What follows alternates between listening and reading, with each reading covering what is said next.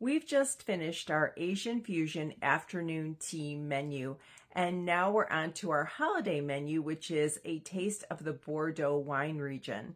So my menus are based pretty heavily on places I've traveled, and in 2024, my husband and I went to France for 3 weeks. So my 2025 menus have been pretty French heavy, I would say, and this is the last of those French menu creations based on that trip. But I do want to show you the beautiful snow that we got yesterday. This is my view from my bedroom French doors and out onto my deck where I do a lot of work, and I actually do a lot of meditation out there in the summertime and in the spring. But anyway, so there's a little town in the Bordeaux wine region called Saint Emilion, and that is where we based that was our kind of our base of operations for that portion of the trip. And two things come out of many things come out of Saint Emilion as far as the food scene, but there are two things that it's famous for. One is the cannelle, which is like a sweet, almost brioche kind of a cake. And then the other is a macaron, not the traditional macaroon that you think of with the two layers, the two meringue layers with the buttercream in between, but this is just a very simple almond meringue cookie. And we're going to be featuring both of those in this menu.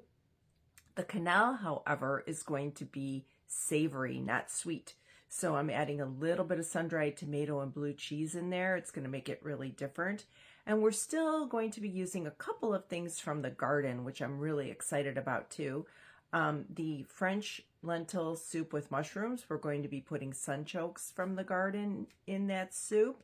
And also we still have some winter squash that we're going to be using in a beautiful crostini. So it'll be the topping for the crostini, along with some other things.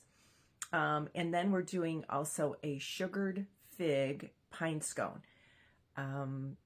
Figs are also grown in the Bordeaux wine region along with the grapes. I think that those trees help to also kind of cross-pollinate there. The flowers probably, I'm sure, attract the bees, which also helps to pollinate the grapes. But anyway, so Saint Emilion is the inspiration for this menu. The whole Bordeaux wine region is amazing. And I'm going to include a couple of photos for you at the end of the vid, at the end of this reel, just so you can see how really cute and special it is.